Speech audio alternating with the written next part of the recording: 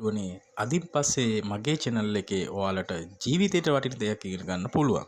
ඒ දේවල් ටිකක් කියලා දෙන්න තමයි මේ හදන්නේ. ඉතින් ඉස්සරහටත් මේ වගේ වීඩියෝස් බලන්න අපිව subscribe කරලා තියාගන්න. මේ වීඩියෝ එක බැලුවට පස්සේ ඔයාට මේකෙන් දෙයක් ඉගෙන ගත්ත කියලා හිතුණා නම් ඔයාගේ යාළුවන්ටත් මේ වීඩියෝ එක share කරන්න අමතක කරන්න එපා. වීඩියෝ එක හොඳයි නම් like කරලා comment එකක් දාගෙන යන්න. හරි වැඩි කතා එපා. එහෙනම් අපි යමු අද වීඩියෝ එකට. ඉතින් මගේ යාළුවනේ අද මම කතා කරන්න තෝරගත්ත මාතෘකාව තමයි ඔයිල් රිග් එක. ඔයිල් රිග් එකක් කියන්නේ යාළුවනේ අපි පොළවේ යට ඉඳලා හරි මුහුදේ පතුලේ ඉඳලා හරි ඔයිල් එක ගන්න හදන platform එකට තමයි ඔයිල් රිග් එක කියලා කියන්නේ. යාළුවනේ ඔයිල් රිග් වර්ග දෙකක් තියෙනවා. එක ඔයිල් රිග් වර්ගයක් තමයි onshore ඔයිල් රිග් එක. ඒක හදන්නේ සාමාන්‍යයෙන් ගොඩබිමේ. අනිත් ඔයිල් රිග් එක තමයි offshore ඔයිල් රිග් එක. ඒක හදන්නේ මුහුදේ. අද මම ඔයාලට කියලා දෙන්න යන්නේ මුහුදේ හදන offshore ඔයිල් රිග් එක ගැන. මොකද ගොඩබිමේ හදන ඔයිල් රිග් එකට වඩා මුහුදේ හදන ඔයිල් රිග් එකේ වියදමත් වැඩි, එතන තාක්ෂණෙත් වැඩි, ලොකු රිස්ක් එකකුත් ගන්න වෙන නිසා. ඒක නිසා අපි කතා කරමු අද මුහුදේ හදන ඔයිල් රිග් ගැන. ඔයාලා දන්නවද? මුහුදේ හදන ඔයිල් රිග් වර්ග තුනක් තියෙනවා. පළවෙනි එක තමයි fixed platform එක. දෙවෙනි එක තමයි semi submersible platform එක. අන්තිම එක තමයි ස්පෙයා platform එක. ඉතින් ඔයාලට හිතන්න පුළුවන් මෙච්චර මුහුදු ගැඹුරේ කොහොමද මේ ටික හදන්නේ කියලා. ඉතින් ඒ ගැන වැඩි විස්තර අපි වීඩියෝ එකේ ඉස්සරහට කතා කරමු. ඒක නිසා මේ වීඩියෝ එක ස්කිප් කරන්න නැතුව සම්පූර්ණයෙන්ම බලන්න. ඉතින් යාළුවනේ ඔයාලට දන්නවද? ඔයාලා දැනගෙන හිටියද මුහුදේ ඔයිල් රිග් එකක් හදන්න කලින් ඒ කොච්චර දේවල් කරන්න තියෙනවද? එතන මුහුදේ ගැඹුර ඉස්සලා හොයා ගන්න ඕන. ඒ මුහුදේ කොච්චර ගැඹුර තියෙනවද? මුහුදේ වාතාවරණය කොහමද? එතන සැලි සුළං තියෙනවද? මුහුදේ රැල්ල වැඩිද? ඒ ඔක්කොම හොයලා තමයි ඒකට අවශ්‍ය අනුව කොලම් එක හදාගන්නේ. ඉතින් යාළුවනේ මේ වගේ ගොඩක් දේවල් කරලා තමයි මේ වගේ ඔයිල් රිග් එකක් හදන්නේ. ඉතින් ඔයාලා දැනගෙන හිටියන යාළුවනේ මීටර් 8000ක් විතර ගැඹුරෙනුත් ඔයිල් රිග් හදලා තියෙනවා. සාමාන්‍ය ඒක බර ටොන් 55000ක් විතර වෙනවා. ඒ වුණාට ඒක නෙමෙයි ලෝකේ තියෙන බරම ඔයිල් රිග් එක. ඒක තියෙන්නේ රෂ්‍යාවල ඔයිල් රිග් එකක් තියෙනවා ගොඩබිමේ හදපු. ඒකේ බර ටොන් ලක්ෂ 2ක් විතර වෙනවා යාළුවනේ. ඉතින් යාළුවනේ ඉස්සෙල්ලා අපි ඔයිල් රිග් එකක් හදන්න කලින් ඔයිල් එතන තියෙනවද නැද්ද කියලා හොයාගන්න එපා. ඒකට විවිධාකාර ක්‍රම භාවිතා කරනවා. ඉතින් ඒකින් ක්‍රම කීපයක් මම ඔයාලට දැන් කියන්නම්. ගොඩක් දුරට යාලා පාවිච්චි කරන්නේ ශබ්ද සංඥා. කියන්නේ බෝට් දෙකක් අරන් ගිහිල්ලා සැටලයිට් මාර්ගයෙන් මෙතන ඔයිල් තියෙනයි කියලා දැනගත්තට පස්සේ එක බෝට්ටුවකින් මුහුදේ පතුලට ඒ සංඥා නිකුත් කරනවා.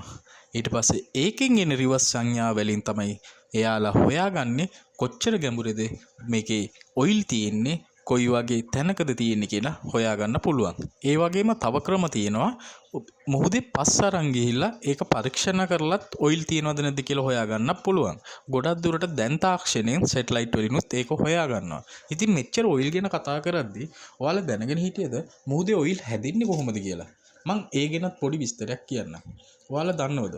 මුහුදු ජීවීන් මරුණට පස්සේ ඒක මුහුදේ පතුලට පතිත වෙනවා. පතිත වුණාට පස්සේ ඒ මතින් තවත් වෙලි තට්ටුවක් පතිත වෙලා අවුරුදු දහස් ගාණක් ගියාට පස්සේ ඒක ද්‍රව්‍යයක් බවට පත් වෙලා තමයි එතන ඔයිල් නිෂ්පාදනය වෙන්නේ යාළුවනේ. එහෙනම් දැන් අපි යමු අපේ මාතෘකාවට. ඉතින් මම ඔයාලට කිව්වා වගේම ඔයිල් ප්ලැට්ෆෝම් හදන, ඒ කියන්නේ ඔයිල් රිග් හදන වර්ග තුනක් තියෙනවා. එකක් ෆික්සඩ් ප්ලැට්ෆෝම් එක කියලා කිව්වා. දෙවෙනි එක සෙමි සබ්මර්සිබල් ප්ලැට්ෆෝම් එක.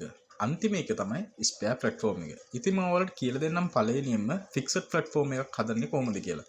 සාමාන්‍යයෙන් ෆික්සඩ් ප්ලැට්ෆෝම් එකක් හදන්නේ මීටර 1500ක් විතර ගැඹුරයි. ඒකට හොඳම උදාහරණය තමයි මේ තියෙන ට්‍රෝල් A එක. ඒක සාමාන්‍යයෙන් උස මීටර 472ක්. මේක කණු 4කින් සමන්විතයි. බේස්මන්ට් එක බැලුවා නම් ඒකේ සක්ෂන් 6ක් තියෙනවා. එක සක්ෂන් එක උස මීටර 36ක් වෙනවා යාළුවනේ. දැන් මේක කොහොමද හදන්නේ බැලුවොත් මේක ඉස්සල්ලාම ගොඩබිමේ තමයි හදන්නේ. එහෙම හදලා ඒක මුහුදේ රැඳවීමක් සිද්ධ කරනවා. ඊට පස්සේ යාලා කරන්නේ අර කණු 4 තියෙන්නේ මීටර් 472කටම වතුර පිරවීමක් සිද්ධ කරනවා. එහෙම කරනකොට ඒ වතුර බැලට සාමාන්‍ය ප්‍රමාණයක් ඒ ප්ලැට්ෆෝම් එක මුහුදේ ගිලා බැසීමක් සිද්ධ වෙනවා. එහෙම සිද්ධ වුණාට පස්සේ ඒක උඩින් තමයි අර ප්ලැට්ෆෝම් එක ගෙනල්ලා රඳවන්නේ. එහෙම කරාට පස්සේ ටක් බෝඩ් 10ක් විතර පාවිච්චි කළා තමයි ඒක අවශ්‍ය තැනට රැගෙන යාමක් සිද්ධ කරන්නේ. එහෙම රැගෙන ගියාට පස්සේ යාළුවනේ ඒක සක්ෂන් එක යටින් වහලා තියෙන නිසා අර උඩින් කණු හතරෙන්ම වතුර පම්ප් කරලා එළියට දැමීමක් සිද්ධ කරනවා. එහෙම සිද්ධ කරනකොට ඇතුලේ තියෙන වතුරයි පිටින් තියෙන මුහුදු වතුර අතර ප්‍රෙෂර් එකක් ඇති වෙලා කණුවේ බර වැඩි වීමක් සිද්ධ වෙලා ඒක මුහුදේ පතුලටම පතිත වීමක් සිද්ධ වෙනවා. එහෙම කරලා තමයි ඒක එහෙම රඳවන්න බැලුවම පේනවද මේ මන් දාලා තියෙන ෆොටෝ එකේ ඒ කණු හතරම කොන්ක්‍රීට් එකකින් සම්බන්ධ කරලා තියෙන්නේ. ඇයි එහෙම කරලා තියෙන්නේ? ඉතින් යාළුවනේ ඔයාලට හිතෙන්න පුළුවන් ඇයි එහෙම කරලා තියෙන්නේ කියලා. තනි කණුවෙන් තියෙනකොට මුහුදු රැල්ල තනි කණුවට විතරක් වදිනකොට එක කණුවක් හරි සවුත් වුණාම ඒකේ බැලන්ස් එකක් නැති වෙනවා. මේ වගේ හතරම එක සමානව කොන්ක්‍රීට් වලට සම්බන්ධ කරලා තියෙන නිසා ඒකේ ප්‍රෙෂර් එක හරි සමානවම කණු හතරටම බැඳිලා යන නිසා ඒක සාමාන්‍යයෙන් ගොඩාක් ආරක්ෂා වෙනවා. මේ වගේ ගොඩාක් දේවල් කරලා තමයි ඒ වගේ ප්ලැට්ෆෝම් එකක් මුහුදේ රඳවන්නේ. අපි බලමු දෙවෙනි එක. දෙවෙනි එක තමයි semi submersible platform එක. මේකත් කලින් ටවර් එක වගේ තමයි. ඒ වුණාට කලින් එකේ මුහුදේ ගැඹුරටම ටවර් එක හැදුවට මේක එහෙම හදන්නේ නැහැ. ඒකට හේතුව තමයි මේ ටවර් එක හදන්නේ සාමාන්‍ය මීටර් 1500ට වඩා ගැඹුරේ. ඒ නිසා යන වියදමත් වැඩි. ඒ වගේම එතන රිස්ක් එකත් වැඩි නිසා මේක හදන්නේ වෙනම ආකාරයකට. මේකත් අර කලින් ටවර් එක වගේම තමයි හදන්නේ. ඒ වුණාට අර කණුවේ ප්‍රමාණය ගොඩක් අඩු කරලා ඒක යටින් හයි කරනවා බැලන්ස් ටැන්ක් දෙකක්. එහෙම හයි කරාට පස්සේ අර කලින් විදියටම ඒ බැලන්ස් ටැන්ක් දෙකට වතුර එක පිරවීමක් සිද්ධ වෙනවා. එතකොට ඒක සාමාන්‍ය විදියට මුහුදට පතිත වුණාට පස්සේ ඒක අර විදියටම ටක් බෝට් 10ක් 15ක් විතර පාවිච්චි කරලා අවශ්‍ය තැනට ඇදගෙන යාමක් තමයි සිද්ධ වෙන්නේ. එහෙම ඇදගෙන ගියාට පස්සේ යාළුවනේ කොහොමද ඒ අවශ්‍ය තැනම රඳවන්නේ? ඒකට එයාලා කරන්නේ හොඳම දේ තමයි හොඳ ශක්තිමත් ස්ටීල් කම්බි වලින් ගැට ගහලා ඒක මුහුදේ ඇතුලේ සවි කරනවා. මුහුදේ ක්‍රියාව අනුව අර බැලන්ස් ටැන්ක් එකේ වතුර අඩු වැඩි කිරීමකින් පැද්දීම කන්ට්‍රෝල් කිරීමක් සිද්ධ වෙනවා. ඒ වගේම තමයි ඔයිල් රිග් එක ප්ලේස් එක හරියටම තියාගන්න සැටලයිට් වලින් හැමදාම නිරීක්ෂණයක සිද්ධ වෙනවා. ඒ විදිහට තමයි අර දෙවෙනි ප්ලැට්ෆෝම් එක රඳවලා තියෙන්නේ. දැන් අපි බලමු තුන්වෙනි එක. තුන්වෙනි එක තමයි හොඳම උදාහරණය. මම ඔයාලට අර කලින් කියපු මීටර් 8000ක් විතර ගැඹුරින් හදලා තියෙන ඒ ටවර් එක. ඒ ප්ලැට්ෆෝම් එක හදලා තියෙන්නේ මේ තුන්වෙනි ක්‍රමයට. මේක ඩිසයින් කරන්නේ අර පළවෙනි එකයි දෙවෙනි එකයි එකතු කරලා ඩිසයින් කිරීමක් තමයි කරන්නේ. ඒ කියන්නේ සාමාන්‍ය මුහුදේ භාගයක් වෙනකම්ම අර විදිහට ටවර් එකක් ගහලා කණු හතරක් විතර හයි කරලා ඒකට වතුර පිරවීමක් සිද්ධ කරනවා. සිද්ධ කරලා ඉතුරු ටික අර ශක්තිමත් ස්ටීල් කම්බි වලින් ගැට ගහලා ඒක මුහුදේ පතුලේ ගැට ගැසීමක් ඒ වගේ දෙයක් කරලා තමයි ඒක රඳවන්නේ. ඒ වුණාට ඔයාලා දැනගෙන ඉන්නවද යාළුවනේ ඒක මුහුදේ ගැඹුරේ වැඩිම ස්ථානය නිසා එතන ගොඩාක් දේවල් වෙනස් දේවල් සිද්ධ වෙන්න පුළුවන්. ඒකට හොඳම උදාහරණයක් තමයි මේ වටිසා කියන සුලිය. ඒ වගේ සුලියක් ඒකේ ASCII නිර්මාණය වෙන්න පුළුවන් ඉඩකඩ ගොඩක් වැඩි. එහෙම වුණාම මුළු ටවර් එකටම දරා ගැනීමක් සිද්ධ කරගන්න බෑ. ඒකට එයාලා හොඳම දේ තමයි එයාලා කරන්නේ ඒ ටවර් එක හදන්නේ ස්පිරල් වගේ මැතඩ් එකට. එහෙම යූස් කරලා එයාලා හදන එකෙන් ඒ ස්පිරල් මැතඩ් එකෙන් කරන්නේ අර සුලිය ඇති කිරීම නවත්වනවා. ඒ වගේම ටවර් එකට හානියක් සිද්ධ කිරීම අවම කරනවා. ඒ වගේ ගොඩක් දේවල් කරලා තමයි මේ තුන්වෙනි ටවර් එකත් ඒ විදියට නිර්මාණය කරලා තියෙන්නේ. ඉතින් යාළුවනේ මේ වගේ අපි හැමතැනම හදන ටවර් එක දැක්කට ඔයාලට හිතෙනවද භූමිකම්පාවක් වගේ සිද්ධ වෙන තැනක මේ වගේ ටවර් එකක් හදලා හරියන්නේ නැහැ. ඒකට වෙනම විදිහේ ක්‍රමයක් තමයි එයාලා පාවිච්චි කරන්නේ. ඒකට හොඳම උදාහරණයක් තමයි වුඩ්කොට් ඔයිල් රින් එක.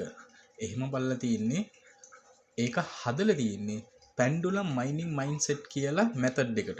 ඒකේ අපි සාමාන්‍යයෙන් වාහනේ වල සක්ෂන් එකක් විදිහට තමයි ඒක හදලා තියෙන්නේ. ඒකේ සක්ෂන් ඒ වගේ 50ක් විතර හයි කරලා ඒ භූමිකම්පාව ඇති වුණත් උඩ තියෙන ප්ලැට්ෆෝම් එකට කිසිම හානියක් වෙන්නේ නැතුව ඒකෙන් බැලන්ස් කරලා දීමක් තමයි සිද්ධ වෙන්නේ. ඉතින් යාළුවනේ ඔයාලට හිතෙන්න පුළුවන් මෙච්චර මුහුදේ ගොඩබිමේ ඉඳලා මීටර් 2000-3000ක එතින් තියෙන මේ වගේ ප්ලැට්ෆෝම් එකට කරන්ට් එකක් ලැබෙන්නේ කොහොමද කියලා. ඔයාලා දන්නවද යාළුවනේ? හැම ප්ලැට්ෆෝම් එකකින්ම පවර් ස්ටේෂන් එකක් එයාලා හදලා තියෙන්නේ. එයාලට අවශ්‍ය කරන්ට් එක ලබා ගන්න පුළුවන් විදිහට ඒ පවර් ස්ටේෂන් ක්‍රියා කරලා තමයි තියෙන්නේ. සාමාන්‍යයෙන් ගෙදරක් ගත්තොත් අපි ගෙවල් ලක්ෂයකට විතර කරන්ට් එක දෙන්න පුළුවන් විදිහට තමයි ඒ පවර් ස්ටේෂන් එක හදලා තියෙන්නේ. ඒ වගේම යාළුවනේ එයාලට අවශ්‍ය දේවල්, එයාලගේ කෑම බීම, එයාලට ඉන්න පුළුවන් ස්ථාන හැම දෙයක්ම ඒ විදිහට හදලා තමයි යාළුවනේ එයාලට අවශ්‍ය සියලු දේවල් හැම දෙයක්ම ඒ ප්ලැට්ෆෝම් එකේ ඇතුලේ හදලායි තියෙන්නේ. ඉතින් යාළුවනේ ඔයාලත් මේ වීඩියෝ එකෙන් දෙයක් ඉගෙන ගත්තා නම් මේක ඔයාලට වටිනවා කියලා හිතනවා නම් ලයික් කරලා කමෙන්ට් එකක් දාන්න. ඒ වගේම ඔයාලගේ යාළුවන්ටත් මේ වීඩියෝ එක ෂෙයා කරන්න. එහෙනම් තවත් වීඩියෝ එකකින් ඔයාලව හමු වෙන්න තෙක් ඔයාලගෙන් සමු ගන්නවා. එහෙනම් සියලු දෙනාටම සුබ දවසක්. ජය වේවා.